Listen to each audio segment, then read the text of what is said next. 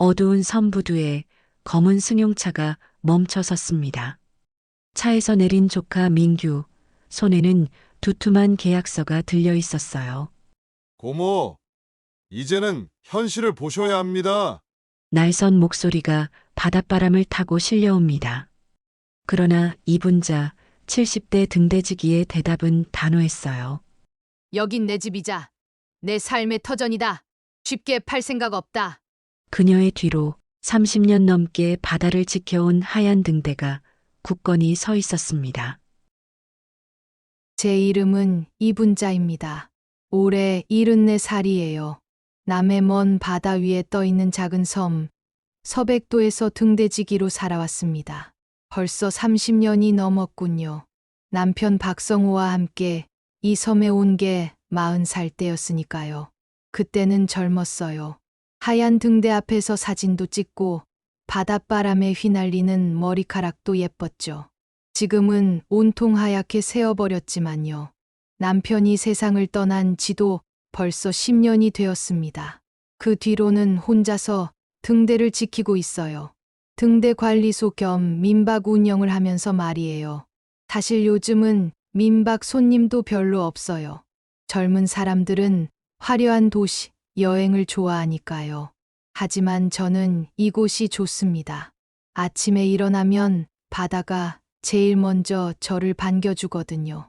어떤 날은 푸르고 잔잔하고 어떤 날은 거칠고 험악해요. 그래도 저는 매일 등대에 올라가서 불을 점검하고 바다를 살펴봅니다. 매일 새벽 5시면 저는 일어나요. 먼저 라디오를 틀어서 기상 정보를 확인합니다. 그리고 등대에 올라가서 불빛을 끄고 주변을 점검해요. 렌즈에 이물질은 없는지, 회전 장치는 잘 돌아가는지 하나하나 꼼꼼히 살펴봅니다. 등대 일은 생각보다 복잡해요. 단순히 불만 켜고 끄는 게 아니거든요. 렌즈 청소도 해야 하고 회전 모터의 윤활유도 갈아줘야 해요. 비가 온 다음 날이면 물기를 완전히 제거해야 하고 강풍이 불었다면 외부 시설에 손상은 없는지 확인해야 합니다. 남편이 살아계실 때는 이런 기술적인 부분은 주로 남편이 맡았는데 남편이 돌아가신 후로는 저 혼자 해야 해서 처음에는 정말 힘들었어요. 기상청에서 나온 매뉴얼을 보고 하나하나 배웠습니다. 전기 개통은 위험하니까 전문 업체에 맡기지만 일상적인 유지 보수는 제가 다 해야 했어요. 처음에는 렌즈 닦는 것도 제대로 못했는데 지금은 웬만한 수리도 혼자 할 수 있을 정도가 되었어요. 등대에서 내려오면 관리소 앞마당을 쓸고 화단에 물을 줘요. 남편이 심어놓은 동백나무가 있거든요. 겨울이면 빨간 꽃이 피어서 정말 예뻐요. 그 꽃을 볼 때마다 남편 생각이 나요. 남편은 원래 육지에서 전기 기사로 일했었는데 이 섬에 등대지기 자리가 생겼다고 해서 지원했어요. 둘 다 도시 생활에 지쳐 있을 때였거든요. 당시만 해도 젊은 나이에 이런 외진 곳으로 오는 게 무모해 보였지만 지금 생각해보면 정말 잘한 선택이었어요. 동백나무 외에도 남편이 심어놓은 나무들이 여러 그루 있어요. 감나무, 대추나무, 매실나무, 계절마다 열매를 맺어주거든요. 특히 매실은 담가서 매실청도 만들고 매실주도 담가요. 혼자 먹기엔 너무 많아서 이웃들과 나눠 먹죠. 김태만 선장 부인이 제 매실청을 제일 좋아해요. 한 번은 본토 친정에 가져갔는데 어디서 샀냐고 물어봤다면서 웃더군요.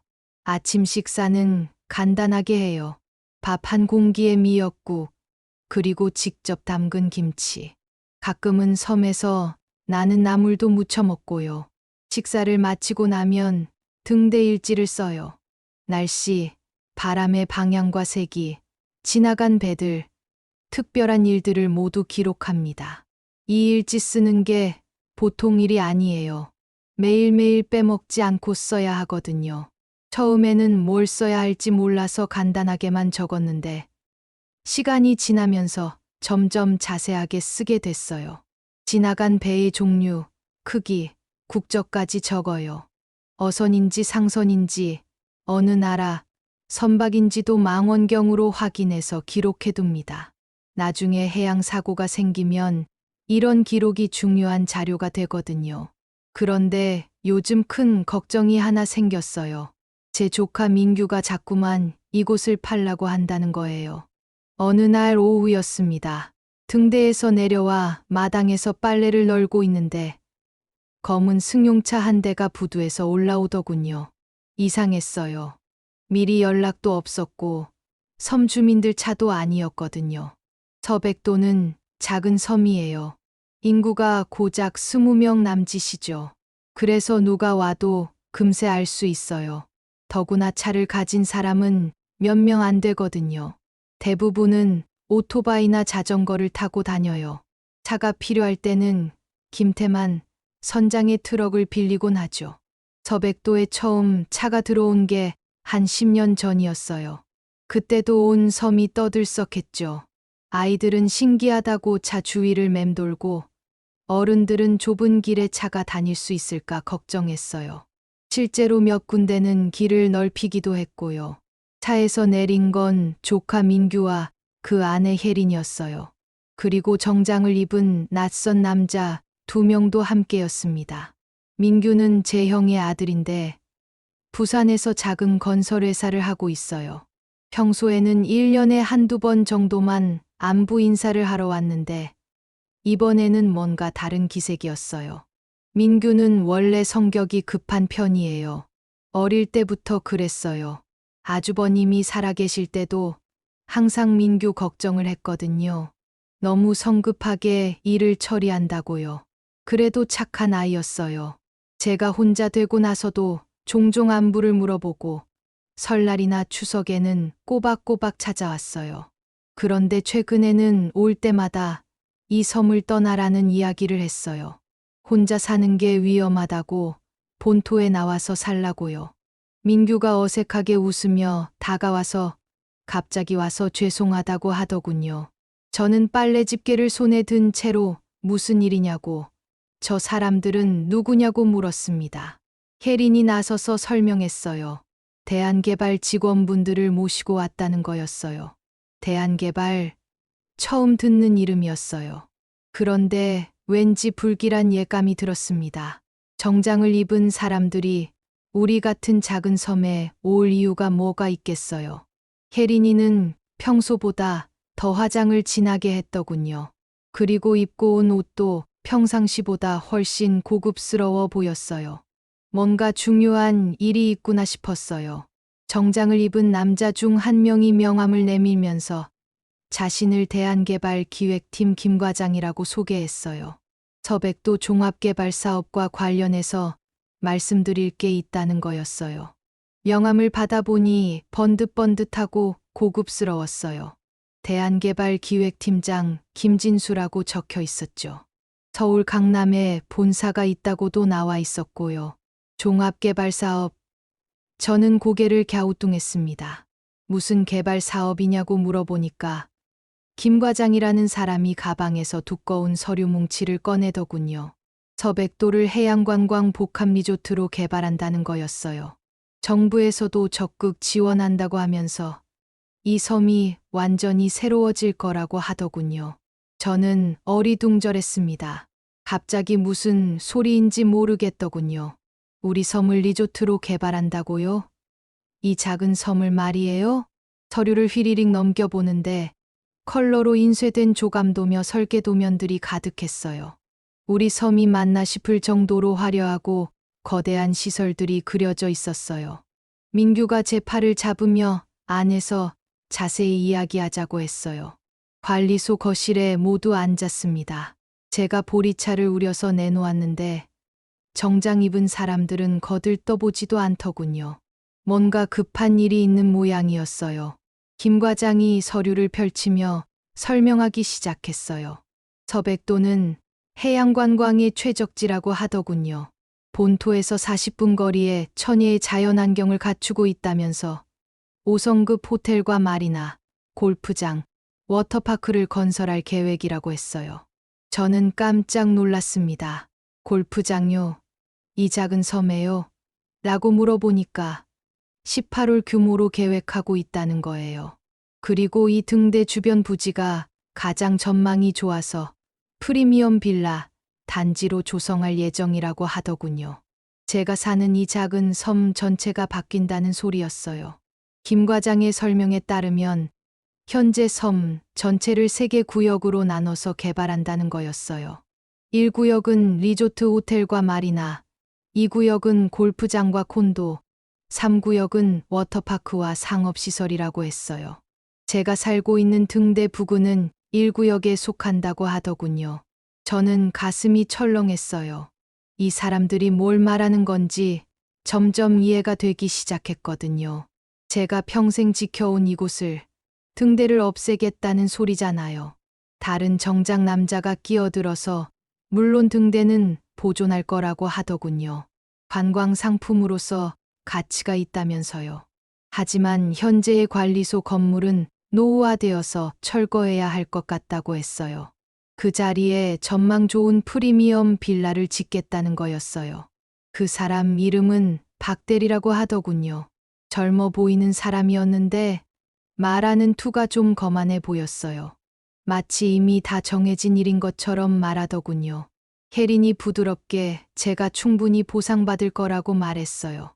이 부지 가격이 시세의 2배로 책정됐다고 하더군요. 그러면서 서류 뭉치에서 계약서 비슷한 것을 꺼내더군요. 거기에 적힌 금액을 보고 저는 깜짝 놀랐어요. 제가 평생 벌 수 없을 만큼 큰 돈이었거든요.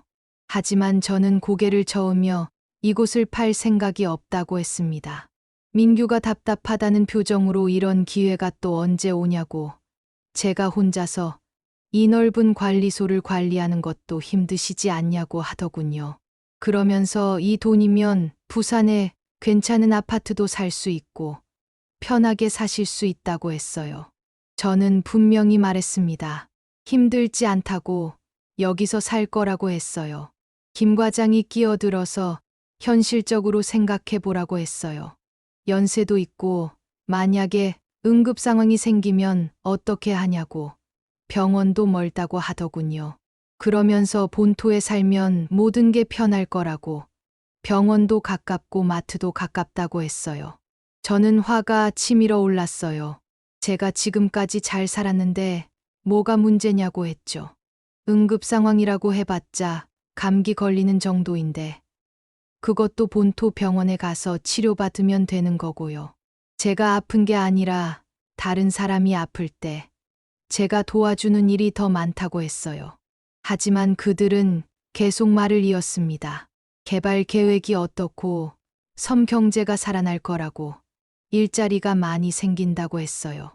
호텔과 리조트에서 일할 사람이 수백 명은 필요할 거라고 젊은 사람들이 많이 들어올 거라고 했어요. 그런데 정작 지금 섬에 사는 사람들 이야기는 하나도 없더군요. 저는 궁금해서 지금 섬에 사는 사람들은 어떻게 되는 거냐고 물어봤어요.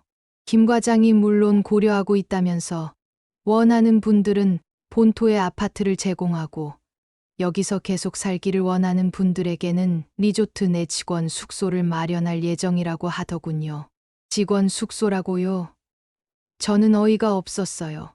평생 이 섬에서 살아온 사람들을 직원 숙소에 처박아 놓겠다는 소리잖아요. 그것도 자기 집, 자기 터전을 잃어버리고 말이에요.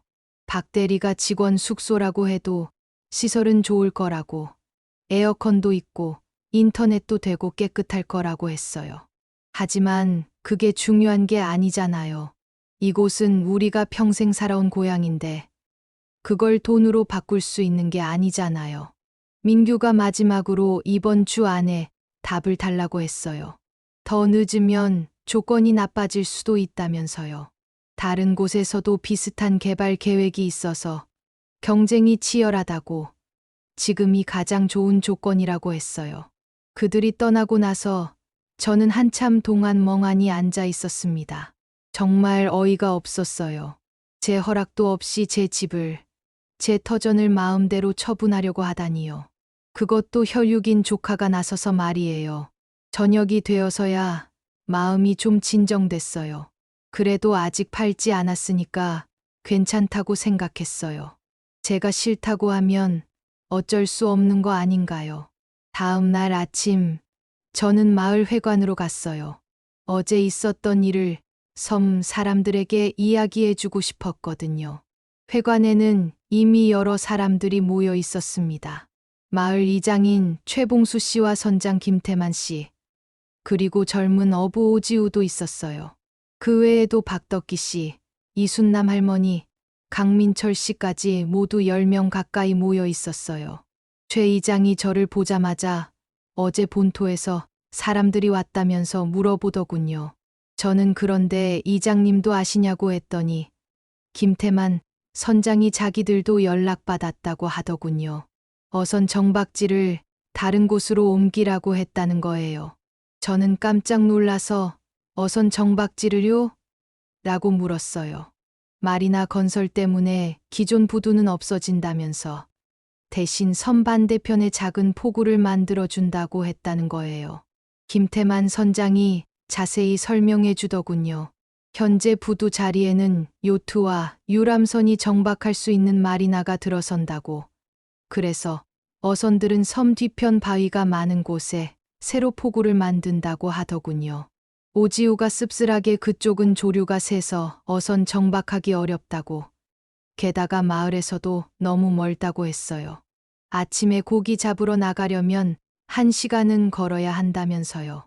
이순남 할머니가 한숨을 쉬며 자기는 80이 넘었는데 어디 가서 새로 살 힘이 없다고 하더군요.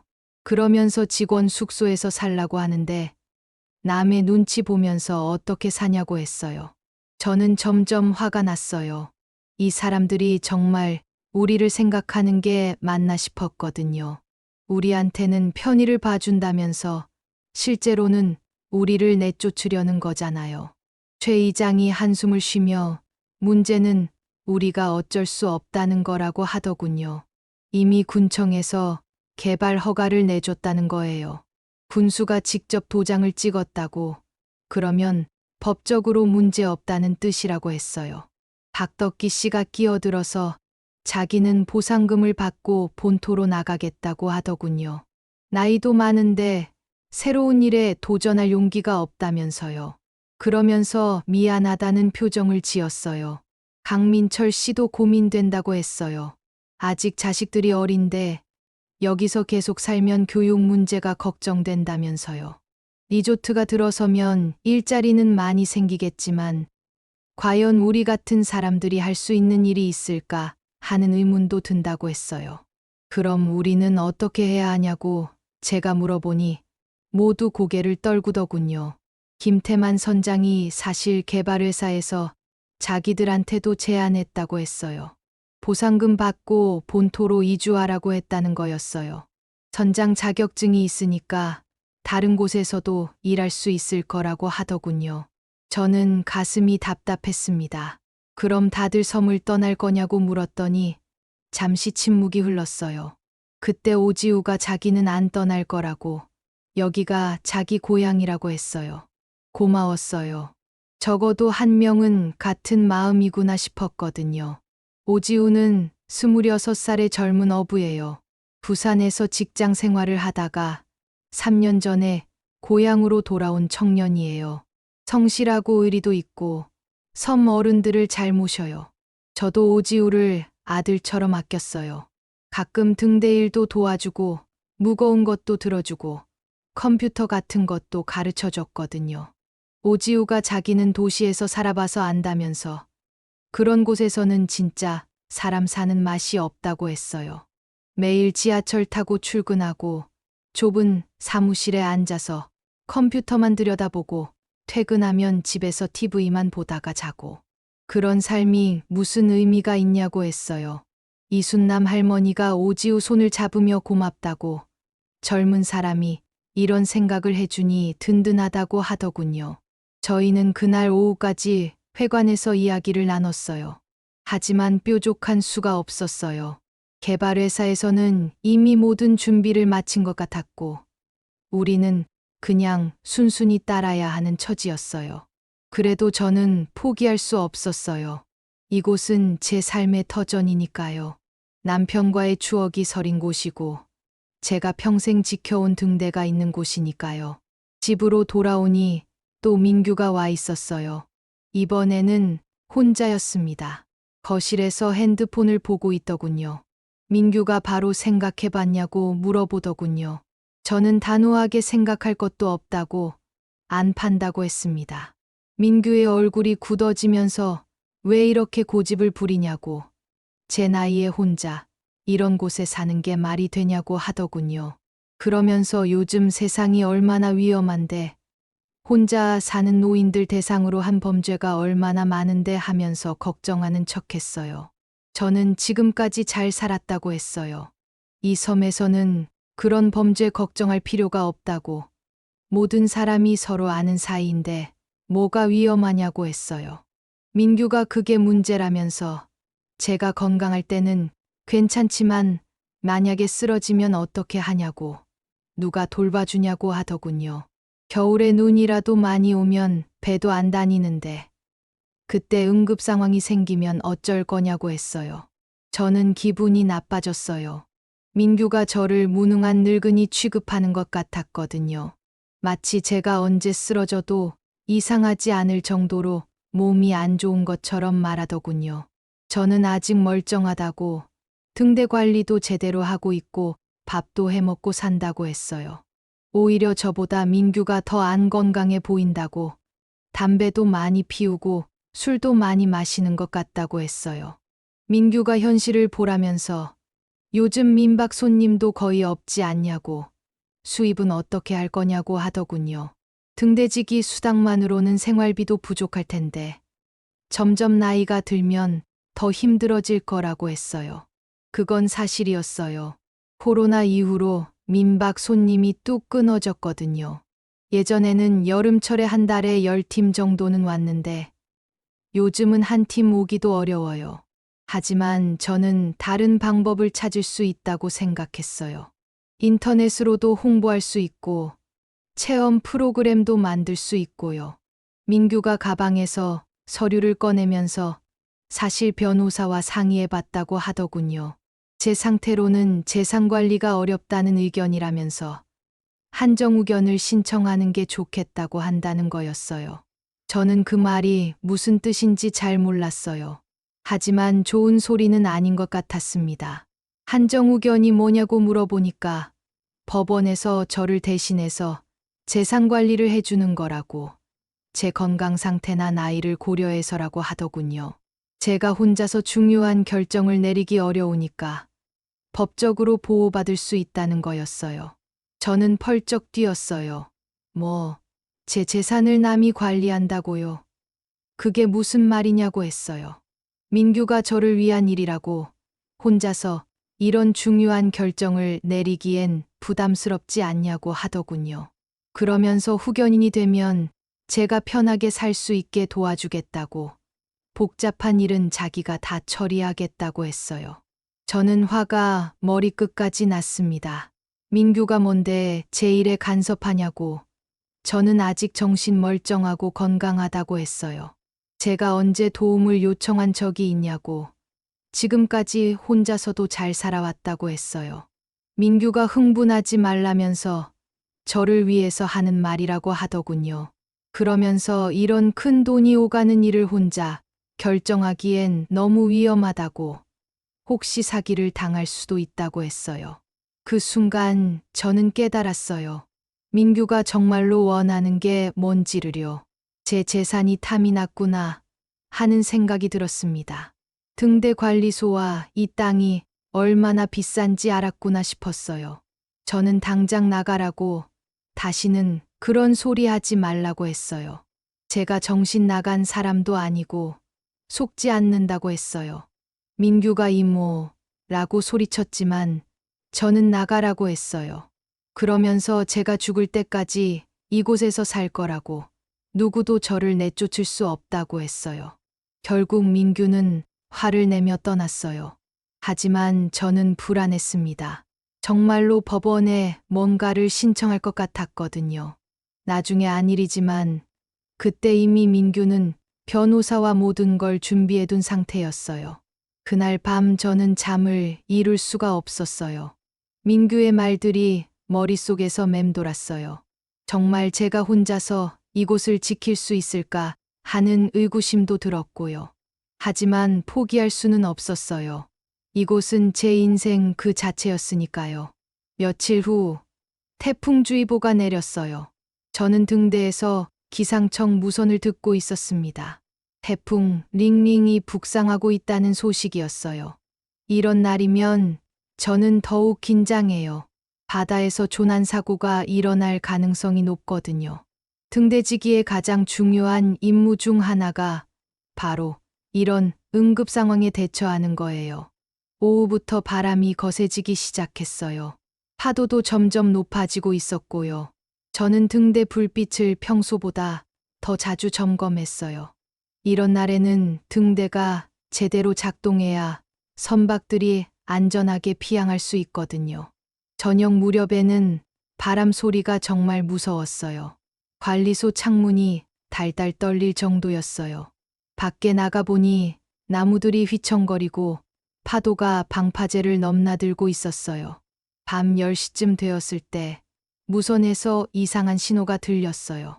희미하지만 분명히 구조 요청 신호였어요. 헬프, 헬프, 서백도, 엔진, 고장. 이런 소리가 들렸어요. 저는 즉시 무선으로 응답했어요. 여기는 서백도 등대관리소다. 상황을 정확히 말하라고 했어요. 하지만 신호가 약해서 제대로 들리지 않았어요. 저는 망원경을 들고 바다를 살폈습니다. 멀리 깜빡이는 불빛이 보였어요. 확실히 조난선 같았어요.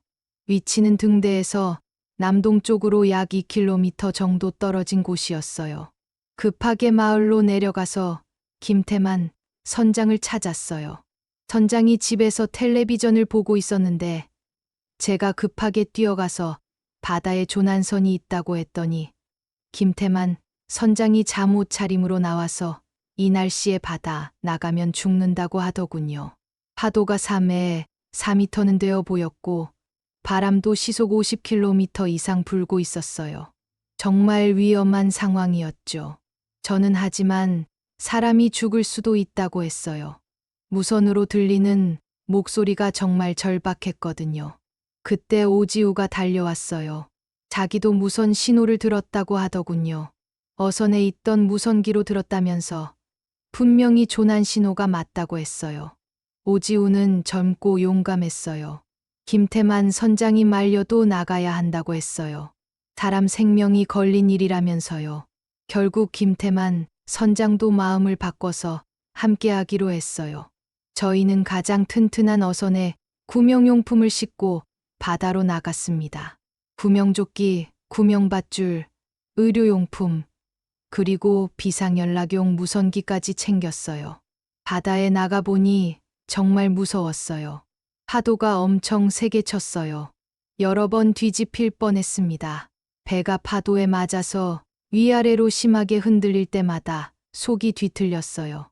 바다 한가운데서 배가 이리저리 흔들릴 때 저는 정말 무서웠어요. 하지만 누군가가 우리를 기다리고 있다는 생각에 포기할 수 없었어요. 제가 만약 포기한다면 그 사람은 죽을 수도 있잖아요. 1시간을 헤맨 끝에 드디어 조난선을 찾았어요. 작은 어선이었는데 선원 한 명이 구명조끼를 입고 배 난간에 매달려 있었어요. 배는 엔진이 고장나서 물 위에 떠 있기만 하고 있었어요. 가까이 가보니 그 사람은 의식을 잃은 상태였어요. 얼굴이 새하얗고 입술도 파래져 있었어요. 체온이 많이 떨어진 것 같았어요. 오지우가 밧줄을 던져서 그 사람을 끌어올렸어요. 인도네시아 사람 같았어요. 의식을 잃어서 말은 못했지만 숨은 쉬고 있었어요. 김태만 선장이 급하게 본토로 향하자고 했어요. 응급처치가 필요해 보인다면서요. 저는 그 사람을 제 외투로 감싸주고 체온을 올리려고 노력했어요. 우리는 그 사람을 병원으로 데려갔어요. 다행히 생명에는 지장이 없었습니다. 의사 선생님이 조금만 늦었어도 위험했을 거라고 하더군요. 체온 저하와 탈수 증세가 심했다고 했어요. 그날 밤 저는 병원에서 밤을 새웠어요. 그 사람이 깨어나길 기다리면서요. 새벽 5시쯤 되어서야 의식을 회복했어요. 며칠 후 그 외국인 선원이 저를 찾아왔어요. 이름은 엘리아스였고 인도네시아에서 온 28살 청년이었어요. 엘리아스가 서툰 한국말로 고맙다고 인사하면서 제가 자기 생명을 구해줬다고 하더군요. 저는 마음이 따뜻해지면서 괜찮다고 당연한 일을 했을 뿐이라고 했어요. 엘리아스는 한국에서 어선을 타면서 돈을 벌고 있었어요. 고향에 부모님과 어린 동생들이 있어서 생활비를 보내드려야 한다면서요. 그런데 이번에 탄 배에서 선장과 다른 선원들이 자기를 괴롭혔다고 했어요. 임금도 제대로 안 주고 일은 혼자서 다 시키고 밥도 제대로 안 줬다고 하더군요. 그래서 참다 못해 배에서 내리겠다고 했는데 선장이 화를 내면서 바다 한가운데 내려놓고 갔다는 거였어요. 다행히 작은 구명선이 있어서 타고 있었는데 태풍을 만나서 엔진이 고장 난 거였어요. 저는 화가 났어요. 어떻게 사람을 바다 한가운데 버릴 수가 있냐고 했어요. 엘리아스가 눈물을 흘리면서 자기가 살아있는 게 기적이라고, 할머니가 아니었으면 죽었을 거라고 했어요. 그 후로 엘리아스는 자주 저를 찾아왔어요.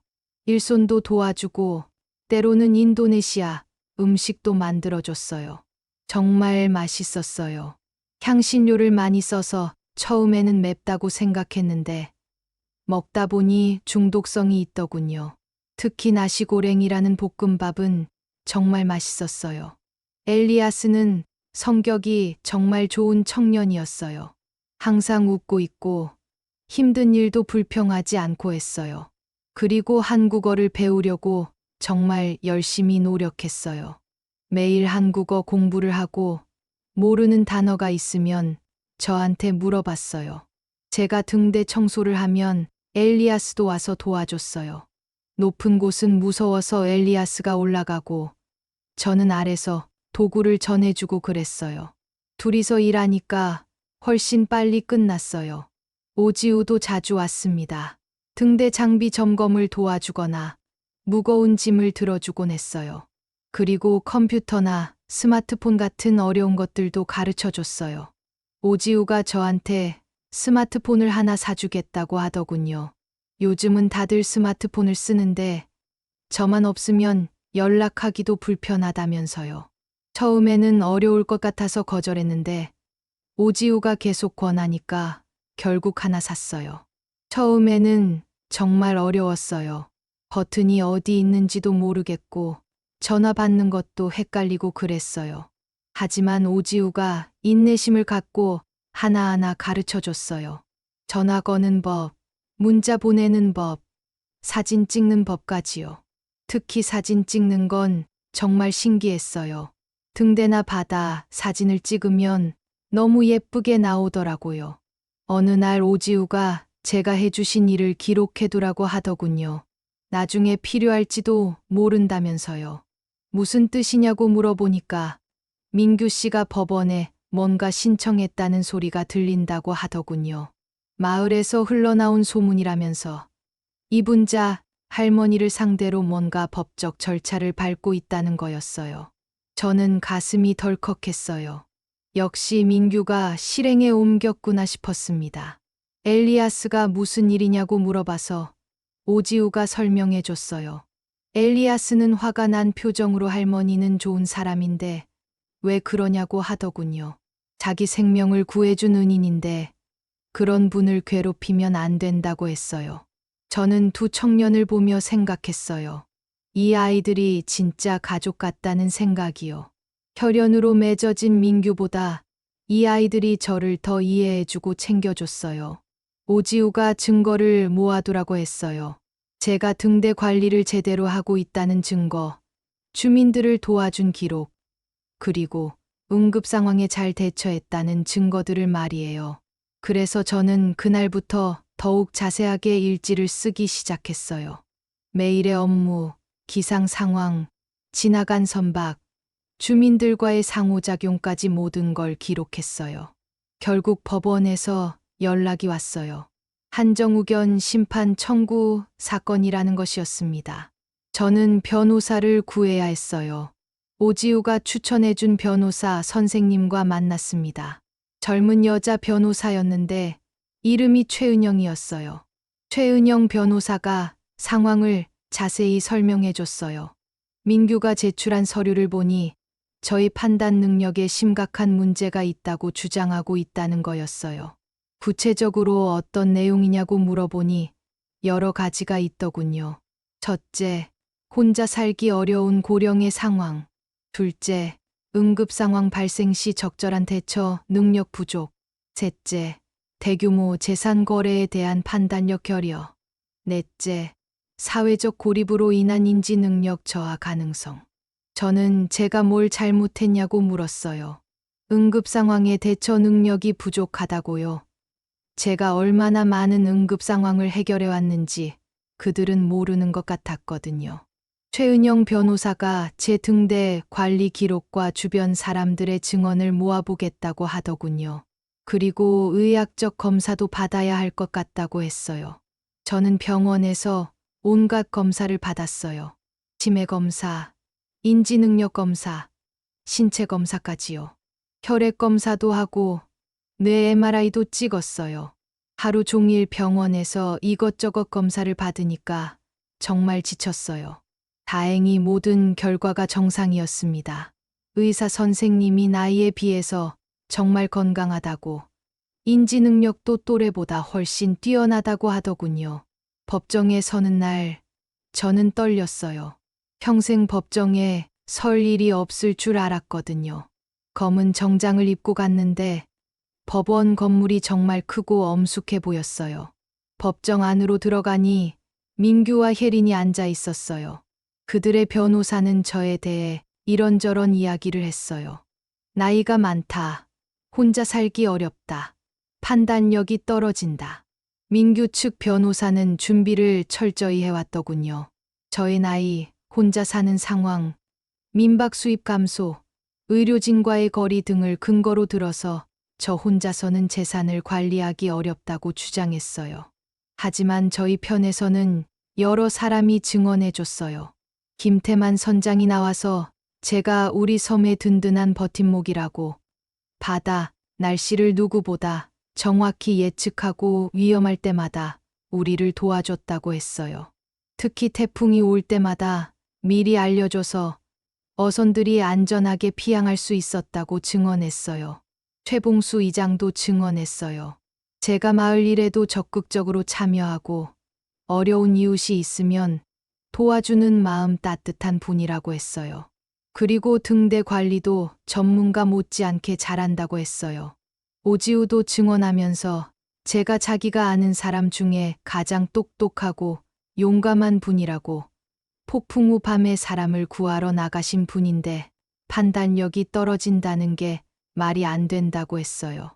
엘리아스도 나와서 제가 자기 생명을 구해줬다고, 할머니 없었으면 자기는 죽었을 거라고 했어요. 통역을 통해서였지만 감정이 진심으로 느껴졌어요. 가장 중요한 증거는 등대일지였어요. 지난 10년간 제가 매일 써온 기록이었죠. 날씨 상황, 선박 통행, 응급 상황 대처. 모든 게 꼼꼼히 기록되어 있었어요.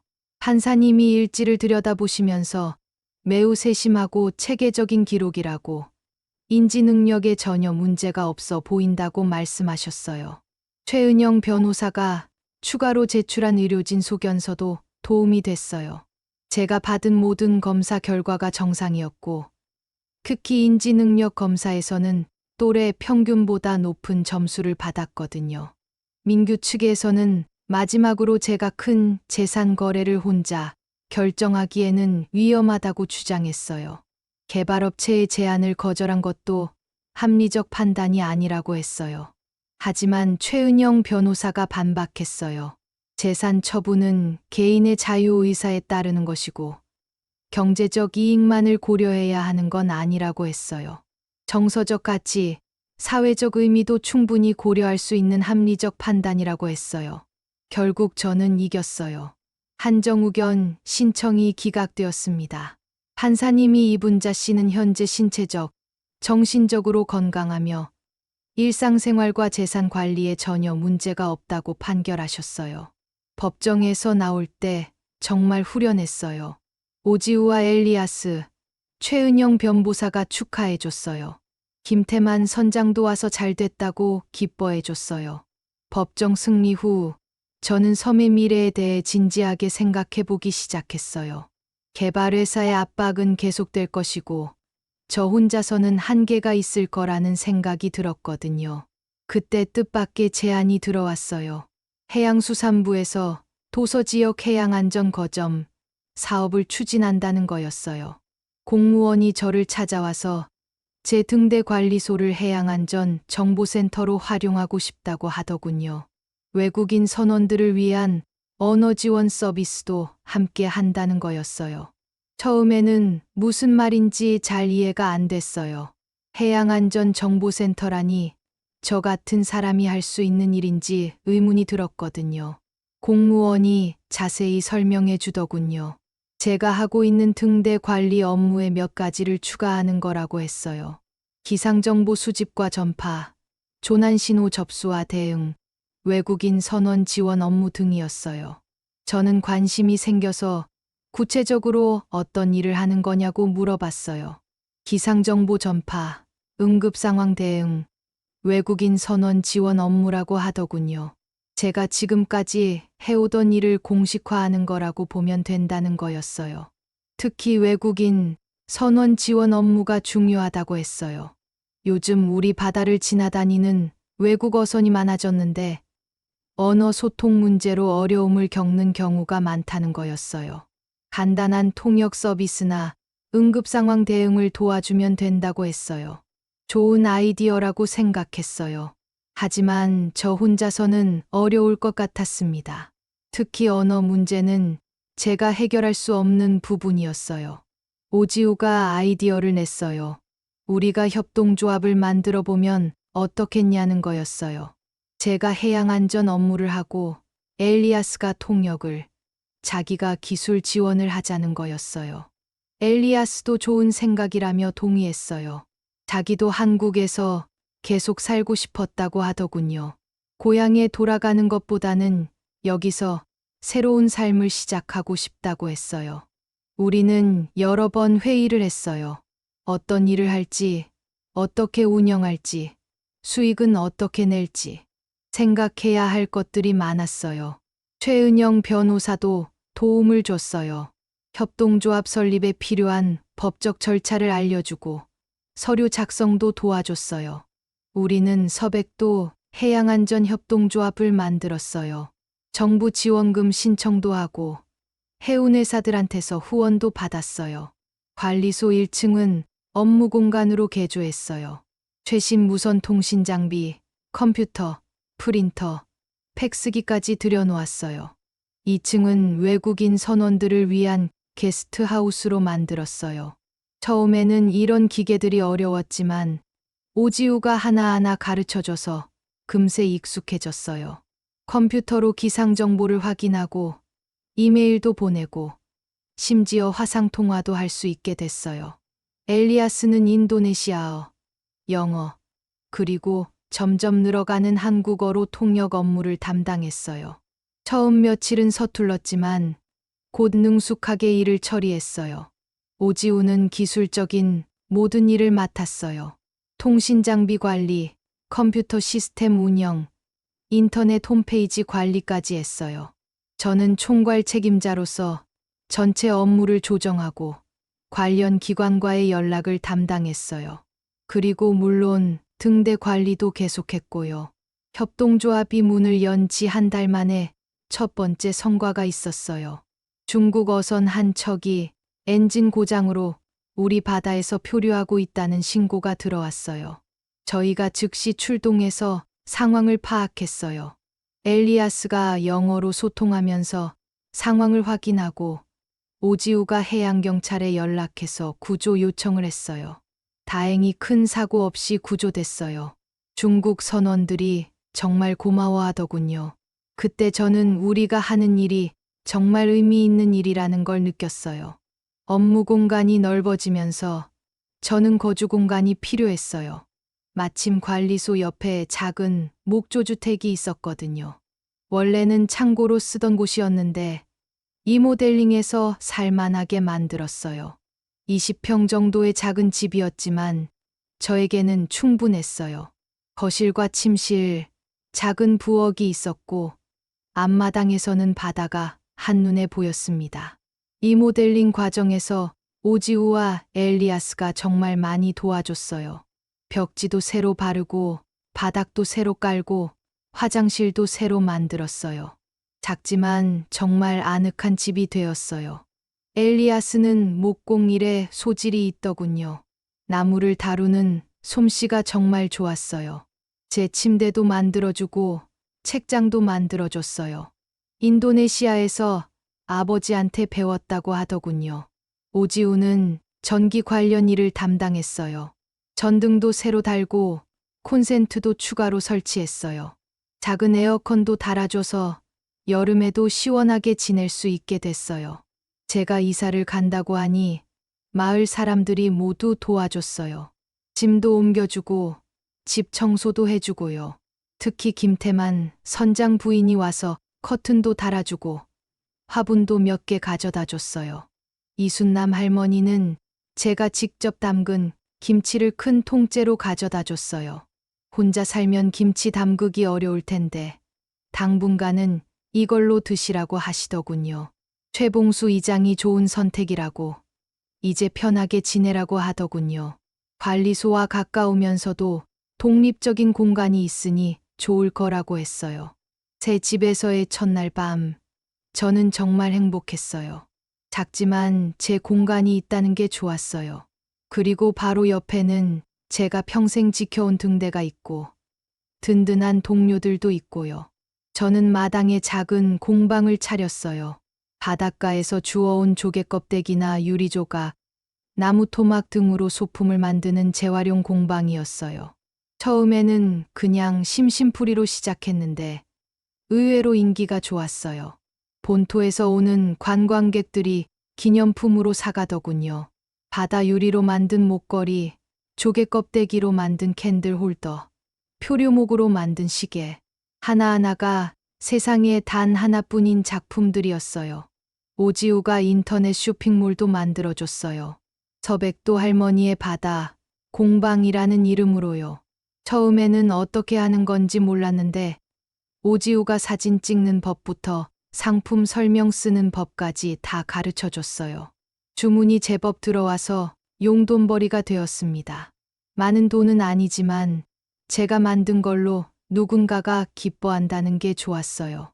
특히 서울에서 주문한 젊은 엄마가 보낸 편지가 기억나요. 제가 만든 조개 껍데기 모비를 아기 방에 달아놨는데 아기가 정말 좋아한다고 하더군요. 그런 편지를 받을 때마다 보람을 느꼈어요.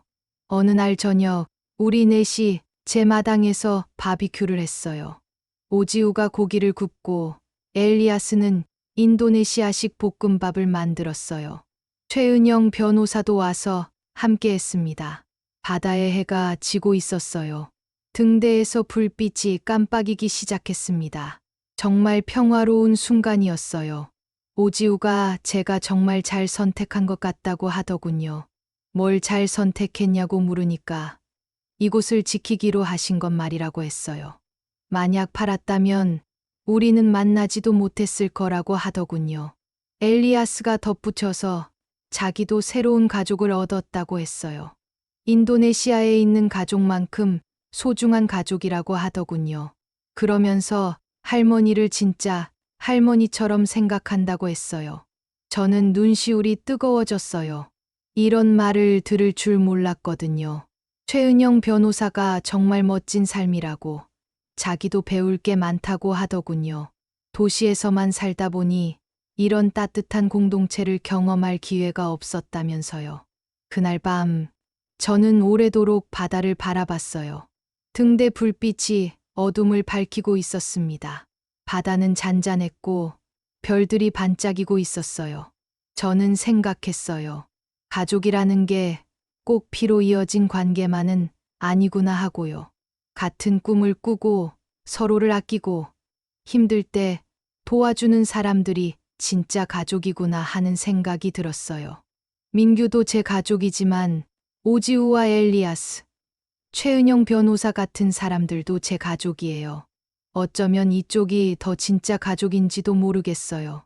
1년이 지난 지금 서백도는 완전히 달라졌어요. 개발회사는 결국 계획을 포기했습니다. 주민들의 반대도 있었고 해양보호구역으로 지정되면서 개발이 어려워진 거예요. 사실 해양보호구역 지정에는 저희 협동조합의 역할이 컸어요. 오지우가 환경단체와 연결해서 우리 바다의 생태적 가치를 알렸거든요. 우리 바다에는 귀한 산호초가 있고 희귀한 물고기들도 많이 산다는 걸 조사해서 발표했어요.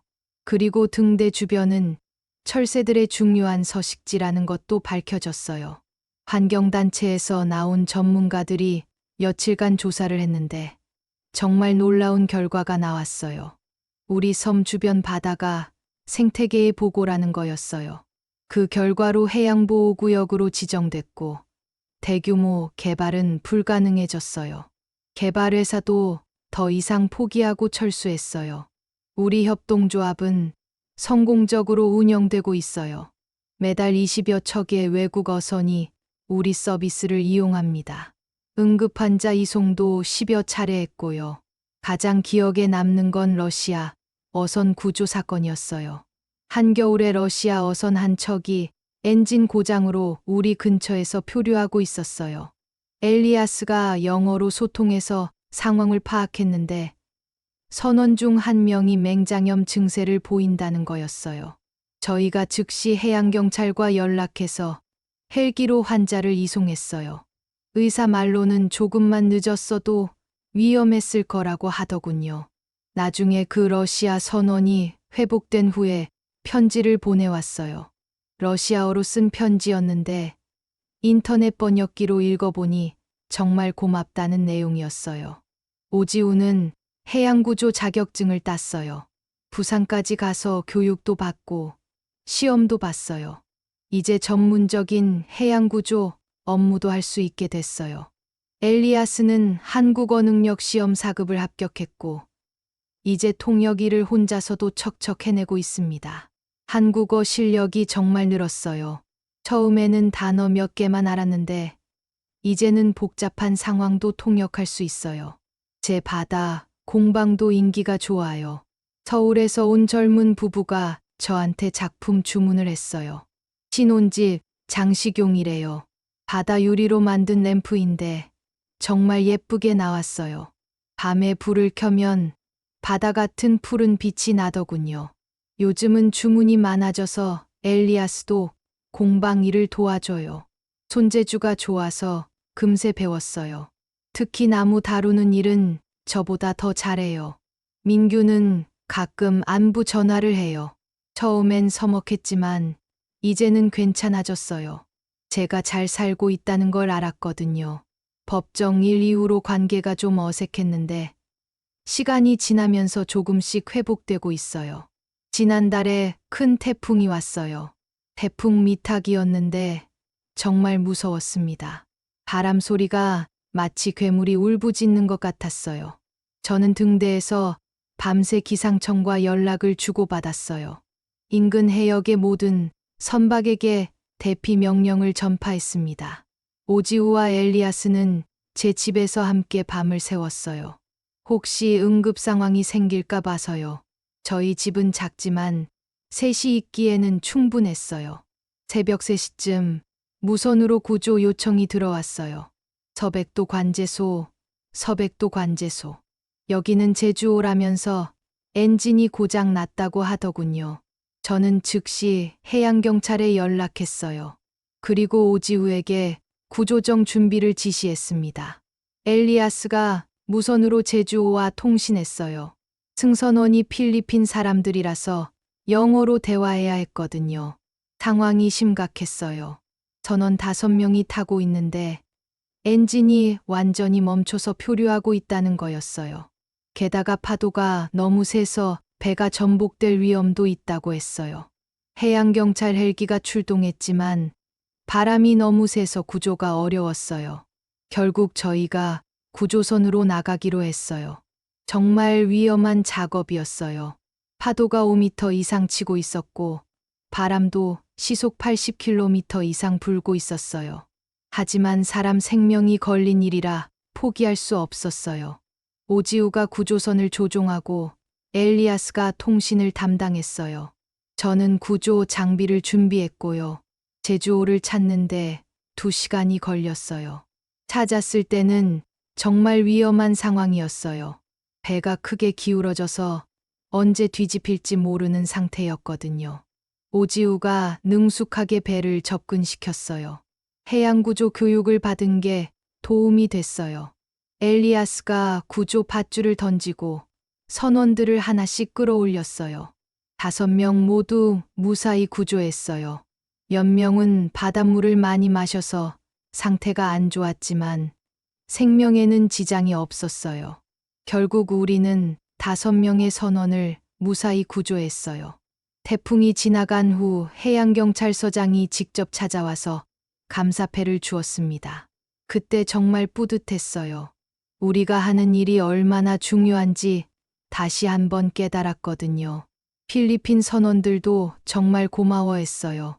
영어로 고맙다고 계속 말하더군요. 나중에 필리핀으로 돌아간 후에도 편지를 보내왔어요. 이런 일을 통해서 저는 확신했어요. 제가 이곳에 있는 게 맞다고, 이 일을 하는 게 맞다고요. 요즘 섬에 젊은 사람들이 자주 와요. 도시 생활에 지친 청년들이 워케이션을 하러 오는 거예요. 워케이션이라는 게 일하면서 휴가를 보내는 거라고 오지우가 설명해 줬어요. 코로나 이후로 재택근무가 가능해지면서 이런 트렌드가 생겼다고 하더군요. 지난주에는 웹디자이너 하는 여자분이 왔어요. 이름이 박지수 씨였는데 한 달간 머물면서 일을 하겠다고 하더군요. 저는 관리소 3층 다락방을 내어줬어요. 바다 전망이 아주 좋은 곳이거든요. 작지만 책상과 의자, 침대가 있어서 지낼만 했어요. 지수 씨가 여기 너무 좋다고, 서울에서는 느낄 수 없는 평화로움이 있다고 하더군요. 아침에 일어나서 바다를 보는 게 이렇게 좋은 줄 몰랐다고 했어요. 저는 바다가 마음을 편안하게 해준다고 했어요. 저도 매일 바다를 보지만 매번 다른 모습이어서 늘 새롭다고 했어요. 지수 씨는 제 공방 일도 도와줬어요. 인터넷 홍보도 해주고 예쁜 사진도 찍어줬어요. 전문 사진작가 못지않게 사진을 잘 찍더군요. 지수 씨가 찍은 제 작품 사진들이 정말 예뻤어요. 조명도 예쁘게 맞춰주고 각도도 잘 잡아줘서 훨씬 고급스러워 보였어요. 덕분에 주문이 더 많이 들어왔습니다. 지수 씨가 자기 인스타그램에도 올려줬는데 젊은 사람들 사이에서 인기가 많아졌어요. 그 후로 지수 씨 블로그를 보고 오는 사람들이 생겼어요. 대부분 20, 30대 젊은이들이었는데 모두 진짜 휴식을 찾아온 사람들이었어요. 서울에서 온 개발자, 부산에서 온 디자이너, 대구에서 온 마케터, 다양한 직업의 사람들이 왔어요. 모두 도시 생활에 지쳐서 잠시 쉬고 싶어 하는 사람들이었어요. 이런 사람들과 이야기를 나누는 게 정말 즐거웠어요. 젊은 사람들의 생각을 들을 수 있어서 좋았고, 저도 새로운 걸 많이 배웠어요. 특히 기술에 관한 이야기가 신기했어요. 요즘 젊은 사람들은 스마트폰 하나로 정말 많은 일을 하더군요. 일도 하고, 쇼핑도 하고, 영화도 보고, 친구들과도 대화하고요.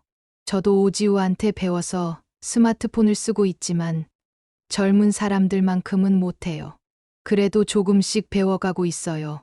올해 여름, 우리는 서백도 바다축제를 열었어요. 작은 축제였지만 섬 사람들과 방문객들이 모두 함께하는 의미 있는 행사였습니다. 오지우가 기획을 했어요. 바다 위에서 하는 작은 콘서트, 해산물 요리 체험, 그리고 제 재활용 공예 체험까지요. 처음에는 사람들이 올까 걱정했는데 생각보다 많이 왔어요. 본토에서도 오고 다른 섬에서도 왔어요. 총 100명 정도 참여했어요. 김태만 선장이 어선을 이용해서 바다 투어를 해줬어요. 평소에는 볼 수 없는 바다 속 풍경을 보여줬는데 사람들이 정말 신기해했어요. 이순남 할머니는 전통 해산물 요리를 선보였어요. 멍게 비빔밥, 전복죽, 미역국. 도시 사람들이 맛보기 어려운 음식들이었어요. 엘리아스는 인도네시아 전통춤을 선보였어요. 관광객들이 정말 좋아했어요. 저도 처음 보는 춤이었는데 너무 아름다웠습니다. 화려한 의상을 입고 춤추는 모습이 정말 멋있었어요. 제가 준비한 건 바다 이야기 시간이었어요. 등대에서 경험한 일들, 바다에서 일어난 신기한 일들을 들려주는 시간이었죠. 아이들이 가장 좋아한 이야기는 돌고래 이야기였어요. 한 아이가 정말로 돌고래가 길을 알려줬냐고 물어보더군요. 저는 그렇다고 10년 전 일인데 안개가 너무 짙어서 어선이 길을 잃었을 때 돌고래 떼가 나타나서 배 앞에서 헤엄치며 항구까지 안내해 줬다고 했어요. 아이들의 눈이 반짝였어요. 어른들도 진지하게 들었고요. 또 다른 이야기도 들려줬어요. 겨울에 철새들이 등대에 와서 쉬어가는 이야기, 여름 태풍 때 고래가 우리 바다로 피해왔던 이야기, 가을에 전복을 잡다가 바닷속에서 신기한 산호를 발견한 이야기까지요. 한 어른이 이런 이야기들을 책으로 써보는 게 어떠냐고 하더군요. 정말 소중한 기록들이라면서요.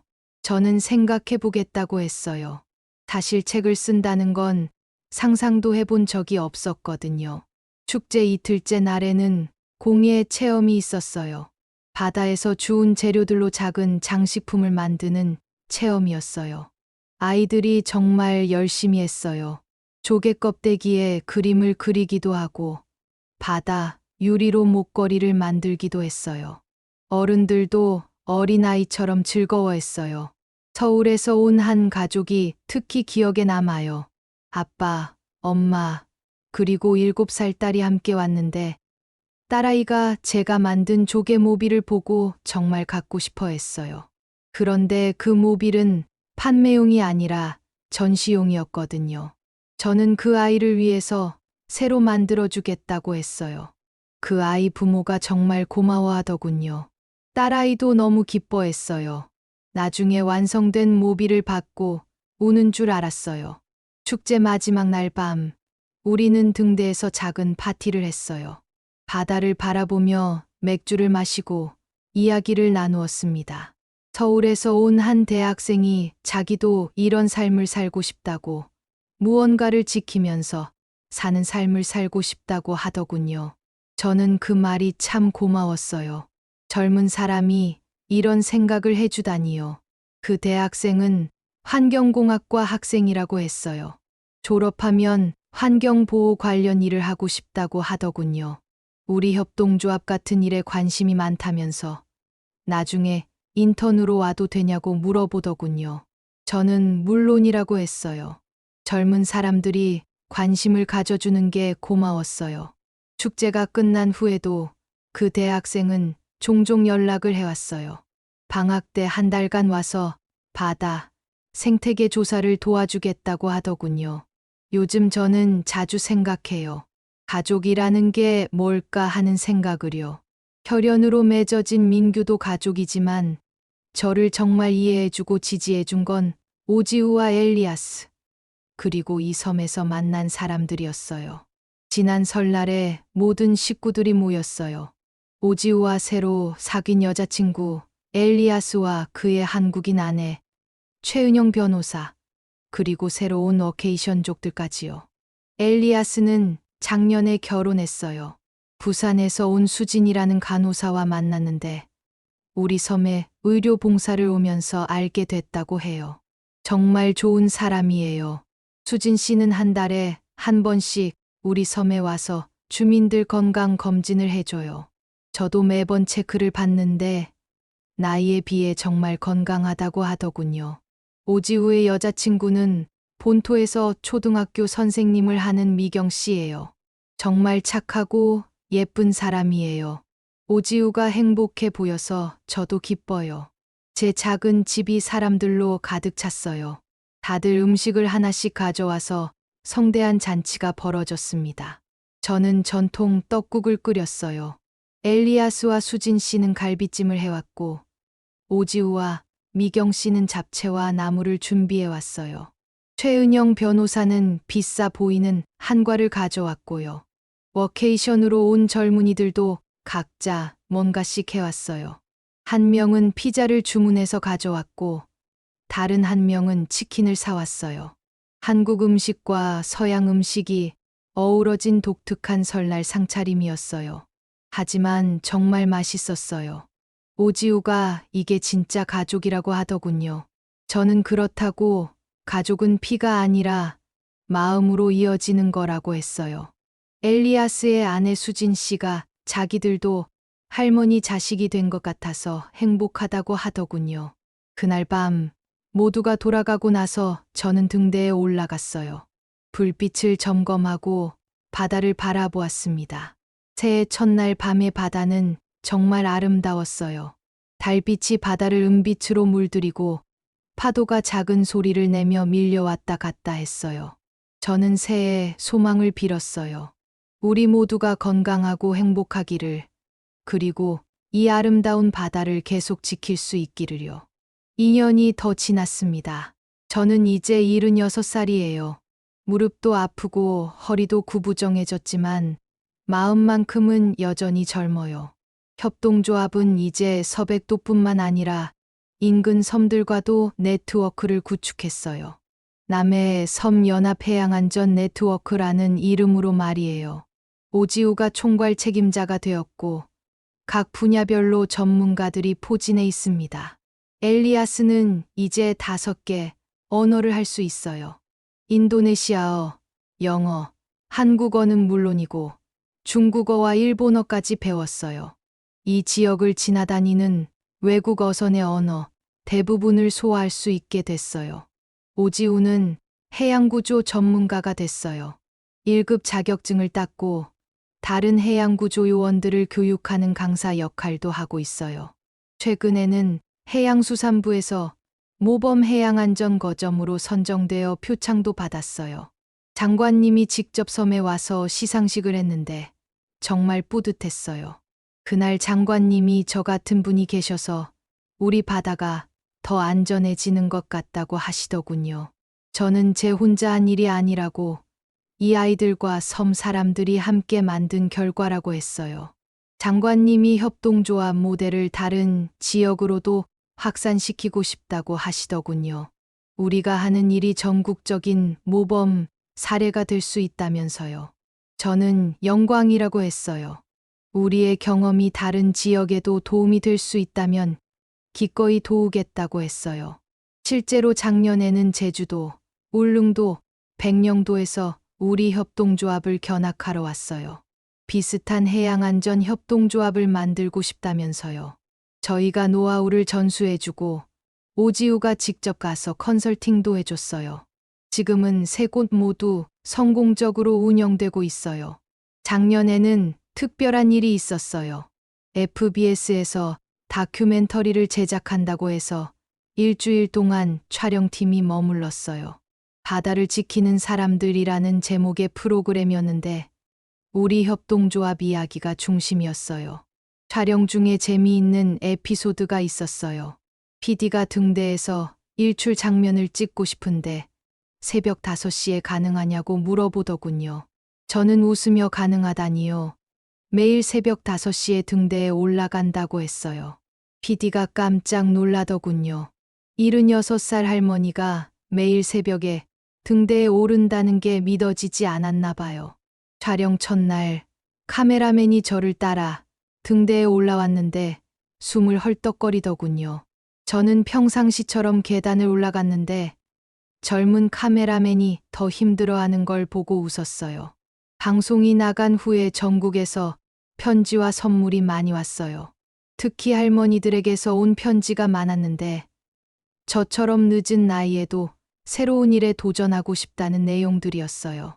부산에서 온 한 할머니는 저를 보고 용기를 얻었다면서 자기도 70살에 작은 카페를 열었다고 쓰셨어요. 대구에서 온 할아버지는 자기도 퇴직 후에 봉사활동을 시작했다면서 저를 롤모델로 삼고 있다고 하셨어요. 그런 편지들을 읽을 때마다 저는 가슴이 뿌듯했어요. 제 이야기가 다른 사람들에게 용기를 준다니 이보다 더 보람찬 일이 어디 있겠어요. 방송 이후에는 견학을 오는 사람들도 많아졌어요. 전국 각지에서 사람들이 우리 협동조합을 보러 왔어요. 어떤 분들은 정말 진지하게 배우려고 왔어요. 노트를 가져와서 꼼꼼히 기록하고 질문도 많이 하고요. 그런 분들을 보면 정말 기특했어요. 저는 견학 오는 분들에게 항상 이렇게 말해요. 중요한 건 돈이 아니라 마음이라고요. 서로 도우려는 마음, 공동체를 위하는 마음이 있으면 뭐든 할 수 있다고요. 사실 요즘 건강이 예전 같지 않아요. 무릎도 아프고 가끔 어지러울 때도 있어요. 그래서 젊은 친구들이 자꾸 걱정해요. 오지우가 정기검진 좀 받으라고 하더군요. 저는 괜찮다고 했지만 오지우의 성화에 못 이겨 병원에 갔어요. 다행히 큰 문제는 없었지만 의사 선생님이 무리하지 말라고 하시더군요. 혈압이 조금 높다고 짠 음식은 줄이라고 하셨어요. 그리고 무릎 관절염이 조금 있다고 계단 오르내리는 걸 줄이라고 하시더군요. 하지만 등대는 계단을 올라가야 하는데 그걸 어떻게 줄여요? 저는 의사 선생님께 제가 등대직이라서 매일 올라가야 한다고 했어요. 의사 선생님이 그럼 승강기를 설치하는 게 어떠냐고 하시더군요. 요즘은 작은 승강기도 있다면서요. 저는 생각해 보겠다고 했어요. 사실 등대에 승강기를 설치한다는 건 상상도 해본 적이 없었거든요. 그래서 요즘은 등대 관리를 오지우와 번갈아 가면서 해요. 제가 하루 하면 다음 날은 오지우가 하는 식으로요. 엘리아스도 걱정스러운 표정으로 자기들이 더 도와드릴 일은 없냐고 하더군요. 저는 고맙다고 너희가 있어서 든든하다고 했어요. 수진 씨가 매주 한 번씩 와서 제 건강을 체크해줘요. 혈압도 재고 혈당도 재고 간단한 건강검진을 해줘요. 간호사라서 전문적으로 잘 봐주거든요. 수진 씨가 말하기로는 나이에 비해서는 정말 건강한 편이라고 해요. 다만 조금 더 쉬어야 한다고 스트레스도 받지 말라고 하더군요. 저는 스트레스 받을 일이 뭐가 있냐고 좋아하는 일을 하면서 좋아하는 사람들과 살고 있는데 하고 웃었어요. 최근에 새로운 친구가 하나 생겼어요. 김하늘이라는 25살 청년인데 해양대학을 졸업하고 등대지기가 되고 싶다고 찾아왔어요. 저는 왜 등대지기가 되고 싶냐고 물어봤어요. 하늘이가 할머니 같은 삶을 살고 싶다고, 바다를 지키고 사람들을 도우면서 살고 싶다고 하더군요. 그리고 요즘 젊은 사람들은 대부분 도시에서 경쟁적인 삶을 살고 있는데 자기는 그런 삶이 맞지 않는다고 했어요. 더 의미 있는 일을 하고 싶다고 하더군요. 저는 하늘이를 제자로 받아들였어요. 매일 등대 관리법을 가르쳐주고 바다 읽는 법도 알려줘요. 등대직이라는 직업은 단순해 보이지만 사실 알아야 할 게 정말 많아요. 기상학, 항해술, 전기공학, 무선통신, 응급처치. 이런 걸 다 알아야 해요. 제가 하늘이에게 자주 말해줘요. 등대지기는 단순히 불을 켜고 끄는 사람이 아니라고, 바다를 지키고 사람을 구하는 사람이라고요. 하늘이는 열심히 배우겠다고 하더군요. 정말 성실한 청년이에요. 새벽부터 저와 함께 등대에 올라가고 궁금한 것이 있으면 끝까지 물어봐요. 그리고 젊은이답게 새로운 아이디어도 많이 내요. 등대를 관광 상품으로 활용하는 방안, 청소년들을 위한 바다 체험 프로그램, 해양 환경 보호 캠페인 등등. 저는 그런 아이디어들이 참신하다고 생각해요. 젊은 사람의 관점에서 보면 또 다른 가능성이 보이나 봐요. 하늘이가 온 지 6개월 정도 됐는데 이제 혼자서도 기본적인 등대 관리는 할 수 있어요. 물론 아직 부족한 부분이 많지만 열심히 배우고 있어요. 오지우도 하늘이를 좋아해요. 자기보다 나이는 어리지만 진지한 태도로 일에 임하는 모습이 좋다고 해요. 엘리아스는 하늘이에게 인도네시아어를 가르쳐 주고 있어요. 외국 선원들과 소통하려면 여러 언어를 할 수 있어야 한다면서요. 지금 저는 77을 바라보고 있어요. 언제까지 등대지기를 할 수 있을지 모르겠지만 후계자들이 있으니까 걱정은 안 해요. 협동조합도 이제 제가 없어도 잘 굴러갈 수 있을 만큼 성장했어요. 오지우가 이사장을 맡고 있고 각 분야별로 전문가들이 포진해 있습니다. 하늘이도 빠르게 성장하고 있어요. 이제는 웬만한 상황은 혼자서도 처리할 수 있어요. 몇 년 후에는 제가 완전히 은퇴해도 될 것 같아요. 요즘 제가 가장 즐거워하는 일은 손잡벌 되는 아이들에게 바다 이야기를 들려주는 거예요. 섬에 놀러 온 아이들이 제 집에 모여서 옛날 이야기를 들으러 와요. 저는 30년 넘게 이 바다를 지켜오면서 정말 많은 일들을 경험했어요. 태풍과 싸우고 사람을 구하고 동물들을 도우고 그런 이야기들이 아이들에게는 모험담처럼 들리나 봐요. 아이가 무서웠냐고 물어보면 저는 이렇게 답해요. 무서웠지만 누군가를 도와야 한다는 생각이 더 컸다고. 그럴 때는 용기가 생기는 거라고요. 어떤 아이는 자기도 할머니처럼 용감한 사람이 되고 싶다고 해요. 그럴 때마다 저는 마음이 따뜻해져요. 제 이야기가 아이들에게 꿈과 용기를 준다니 이보다 더 큰 보람이 어디 있겠어요. 최근에는 제 이야기를 책으로 내자는 제안이 들어왔어요. 출판사에서 연락이 왔는데 다큐멘터리를 보고 관심을 갖게 됐다고 하더군요. 처음에는 제가 책을 쓸 수 있을지 의구심이 들었어요. 글을 잘 쓰는 편도 아니고 특별한 경험이 있는 것도 아니라고 생각했거든요. 하지만 주변 사람들이 모두 써보라고 격려해줘서 지금 조금씩 쓰고 있어요. 하늘이가 컴퓨터로 타이핑을 도와주고 오지우가 편집을 도와줘요. 엘리아스는 자기 구조 이야기도 꼭 넣어달라고 하더군요. 그때 일이 제 인생의 전환점이 됐다면서요. 책 제목은 바다를 지킨 사람들로 정했어요. 제 혼자만의 이야기가 아니라 이 섬에서 만난 모든 사람들의 이야기니까요. 오늘도 저는 등대에 올라갑니다. 77살의 몸이지만 여전히 매일 아침 이 계단을 오르고 있어요. 다만 예전보다는 좀 천천히 중간중간 쉬어가면서요. 바다를 바라보면서 저는 생각해요. 제가 옳은 선택을 했구나 하고요. 만약 그때 민규의 말을 듣고 이곳을 팔았다면 어떻게 되었을까요? 아마 고급 아파트에서 편안하게 살고 있을지도 모르겠어요. 하지만 지금 같은 보람과 행복은 느끼지 못했을 거예요. 바람이 불어와요. 짠내 가득한 바닷바람이 제 하얀 머리카락을 휘날립니다. 파도가 바위에 부딪히며 하얀 거품을 만들어내요. 이 모든 게 제 일상이고 제 삶이었어요. 저는 오늘도 등대 불빛을 점검합니다. 이 빛이 내일도 그 다음 날도 계속 바다를 지켜줄 거예요.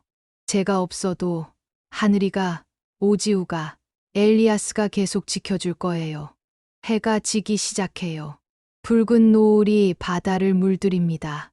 어선들이 하나둘 항구로 돌아오고 갈매기들이 등대 주위를 맴돕니다. 저는 오늘도 일지를 씁니다.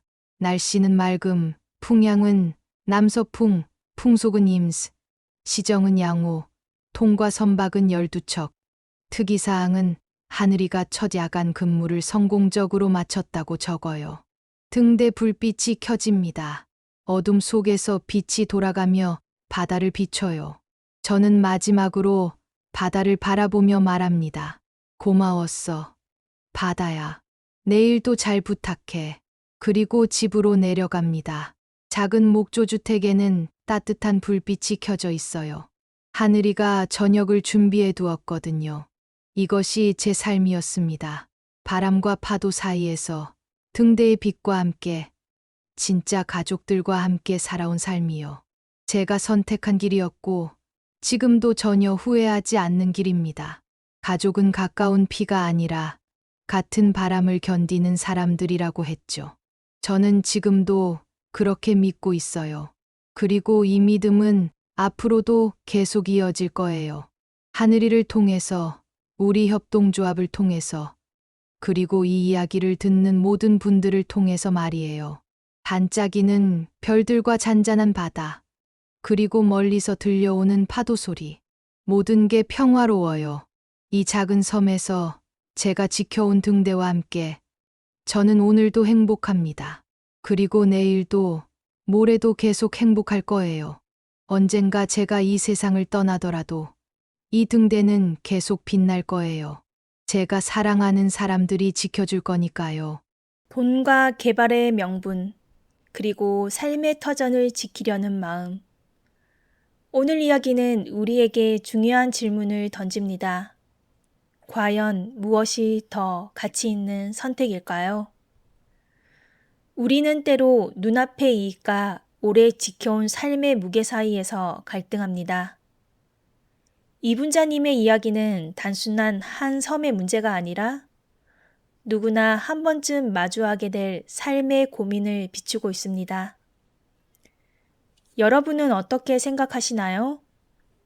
만약 여러분의 고향이, 여러분의 집이 누군가의 개발 계획 속에 놓이게 된다면 과연 어떤 결정을 내리실 수 있을까요?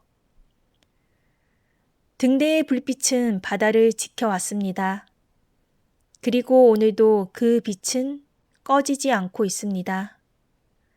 작은 빛 하나가 수많은 항해자들의 길잡이가 되듯 우리의 선택과 의지도 세상을 지켜내는 힘이 될 수 있습니다. 오늘 이야기가 마음에 남으셨다면 좋아요와 구독 그리고 알림 설정까지 부탁드립니다. 여러분의 작은 응원이 이 채널을 이어가는 가장 큰 힘이 됩니다. 오늘도 함께 해주셔서 진심으로 감사합니다. 늘 건강하시고 평안하시길 바랍니다. 다음 시간에는 또 다른 이야기로 찾아뵙겠습니다. 안녕히 계세요.